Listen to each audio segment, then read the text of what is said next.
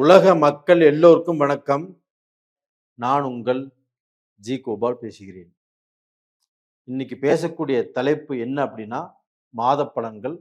மாத பலன்கள் வரிசையில் ஏப்ரல் மாத பலன்கள் தனுசு ராசிக்காரங்களுக்கு எப்படி இருக்கும், அதை பற்றி தான் இந்த வீடியோவில் பேச போகிறோம். அதே சமயத்தில் ஏப்ரல் மாதத்தில் தமிழ் புத்தாண்டு பிறக்கவிருக்கிறது. உங்கள் எல்லாத்துக்குமே அட்வான்ஸ் தமிழ் புத்தாண்டு வாழ்த்துக்கள். அப்போ இந்த ஏப்ரல் மாதத்துல கிரக அடைவுகள் எப்படி இருக்குன்னு பார்த்துடலாங்களா? உங்களுடைய ராசிக்கு 3வது இடத்தில் ராகு பகவான், 4வது இடத்தில் சனி பகவான், செவ்வாய் பகவான், சூரிய பகவான், புதன் பகவான், இந்த 4 கிரகங்களும் மீனத்தில், 5ஆம் இடத்தில் சுக்கிர பகவான், 7ஆம் இடத்தில் குரு பகவான், 9ஆம் இடத்தில் கேது பகவான். இது இந்த மாத கிரக அடைவுகள். அப்போ தனுசு ராசிக்காரங்களுக்கு இந்த மாதத்தில் கிரக அடைவுகளால் எப்படி இருக்கும் அப்படின்னு எதிர்பார்த்து காத்துட்டு இருக்கிறீங்க. நீங்க இந்த வீடியோ பார்க்குறீங்கன்னா நம்மளுக்கு ஏதாவது ரூபத்துல நல்லது நடக்குமா? தனுசு ராசிக்காரங்களே, உங்களுக்கு இந்த கிரக அடைவுகள் 100க்கு 90% சாதகமாக இருக்கிறது. உங்களுக்கு நல்ல பலன்களை இந்த மாதத்தில் அனுபவிக்க போகிறீர்கள். ஒரு மனுஷனுக்கு நல்ல நேரம் அப்படிங்கிறது ஒரு நாள் வந்தாவே போதும். பல வருட கஷ்டங்களை கண்டிப்பாக அது தீர்த்து வைக்கும். இந்த விஷயம் நான் ஏன் சொல்றதுக்கு வந்தேன் அப்படின்னா, தனுசு ராசிக்காரங்களுக்கு இந்த மாதம் கிரக அடைவுகள் அற்புதமாக இருக்கிறது. ஏன் சொல்றேன்னா, உங்களுடைய ராசிநாதன் யாருங்க? குரு பகவான். அந்த குரு பகவான் 7ஆம் இடத்தில் இருக்கிறார். ராசிநாதன் குரு பகவான் 7ஆம் இடத்தில் இருப்பது உங்களுக்கு சில குழப்பத்தை கொடுக்கும். ஆனா இருந்தாலும் 7ஆம் இடத்தில் இருந்து அந்த குரு பகவான் எங்கே எங்கே பார்க்கிறார் அப்படிங்கிறது தான் நம்மளுக்கு இப்போ ரொம்ப ரொம்ப முக்கியம். அது போக உங்களுடைய ராசிக்கு 4ஆம் இடத்தில் செவ்வாய் பகவான், அதாவது 5ஆம் இடத்து அதிபதி செவ்வாய் பகவான் 4ல் இருக்கிறாங்க. இது குருவுடைய வீட்டில் மேனத்துல. அதே சமயத்தில் 9ஆம் இடத்து அதிபதி சூரிய பகவானும் 4ல் இருக்கிறாங்க.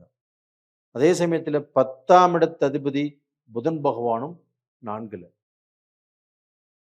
இந்த கிரகங்கள் எல்லாமே குருவுடைய வீட்டில் இருக்கிறதுனாலையும், அதே குரு பகவான் குருவுடைய வீட்டை தனுசை 7ஆம் பார்வையாக பார்ப்பதாலையும் உங்களுக்கு பார்த்தீங்கன்னா ஒரு ஜாக்பாட்டான டைம். ஏன்னா 9ஆம் இடத்து அதிபதி உங்களுடைய வீட்டில் மீனத்தில். அப்ப அந்த மீனத்தில் இருக்கக்கூடிய குரு சூரிய பகவான் ராஜ கிரகம், நவகிரகங்களின் அரசன்.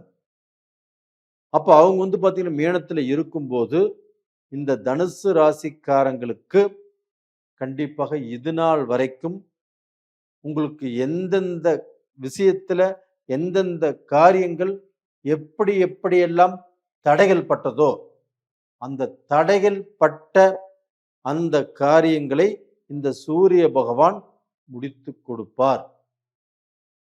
வேலையில ரிஸ்கா, வேலையிலேயே தடையா, இல்லைன்னா பிசினஸ்ல தடையா, ஒரு இன்ட்ரிக்கு போறதுக்கு தடுங்கலாச்சா,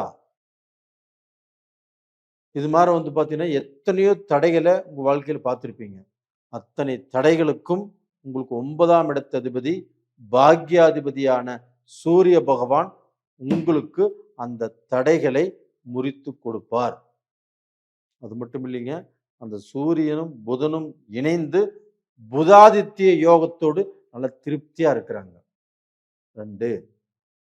அதே சமயத்துல உங்களுக்கு 5ஆம் இடத்து அதிபதி 4ஆம் இடத்தில் இருப்பது யோகம்.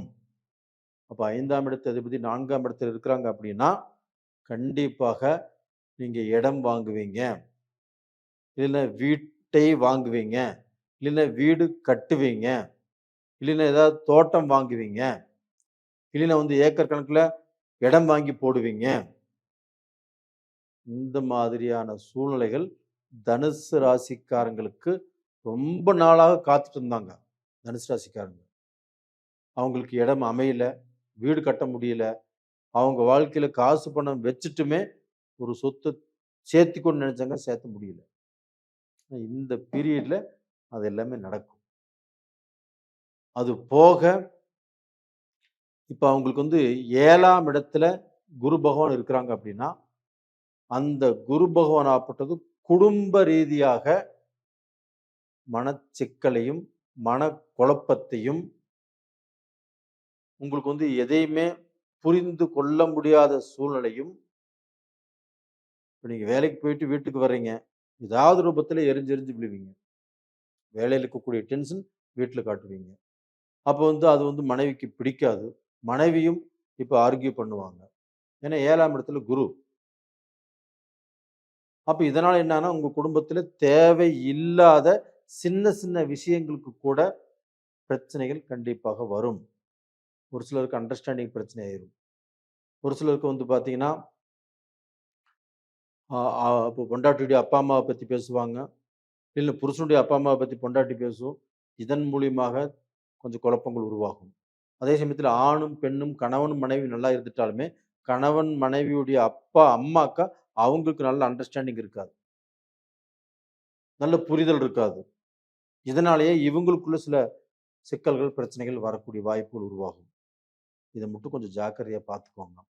அதே சமயத்துல உங்களுக்கு சுக்கிர பகவான் 6ஆம் இடத்துக்குரிய கிரகமும் 11ஆம் இடத்துக்குரிய கிரகமும் சுக்கிர பகவான் உங்களுக்கு 5ஆம் இடத்துல இப்ப இருக்கிறாங்க.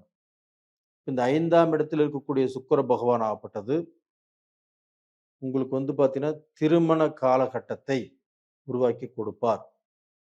அந்த குரு பகவான் ராசியவே பார்த்து ராசிக்கு 3ஆம் இடத்தையும் பார்த்து ராசிக்கு 11ஆம் இடத்தையும் பார்க்கிறார்.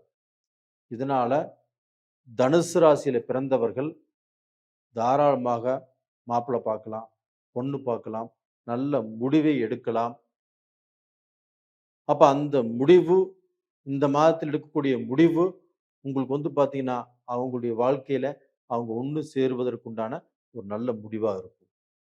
அது போக எக்ஸாம் எழுதுறவங்க, டிஎன்பிசி எக்ஸாம் எழுதுறவங்க, குரூப் ஏ எக்ஸாம் எழுதுறவங்க தாராளமாக எழுதலாம். அப்படி எழுதினாலும் நீங்கள் எதிர்பார்த்த ரிசல்ட் கண்டிப்பாக கிடைக்கும். இல்லை நீங்க இந்த கோர்ஸ் தான் படிக்கணும், இந்த காலேஜுக்கு தான் போகணும் அப்படிங்கிற ஒரு எண்ணம் உங்க மனசுல இருக்கும். இல்லை உங்க ஃப்ரெண்ட்ஸ் எல்லாம் சொல்லியிருப்பாங்க, நீங்க ஒரு முடிவு பண்ணியிருப்பீங்க.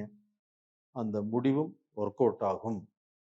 அதுபோக ரிலேஷன்ஷிப்ல இருக்கிறவங்க காதல் கல்யாணம் நாங்கள் செய்யலாமா, நாங்கள் செய்வதற்கு வீட்டில் ஒத்துக்குவாங்களா, நாங்கள் போய் இப்போ வீட்டில் சொல்லலாமா அப்படின்னு கேட்டால் தாராளமாக நீங்கள் வீட்டில் இந்த பிரச்சனையை ஆரம்பிக்கலாம்.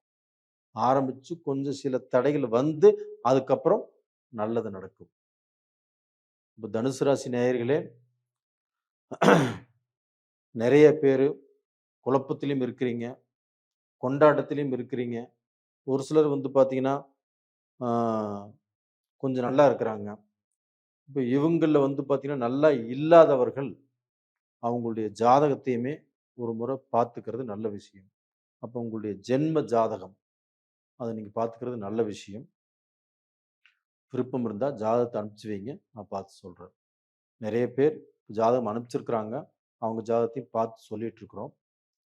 நேயர்களே, உங்களிடமிருந்து விடைபெறுவது உங்களின் ஜி கோபால். நன்றி, வணக்கம்.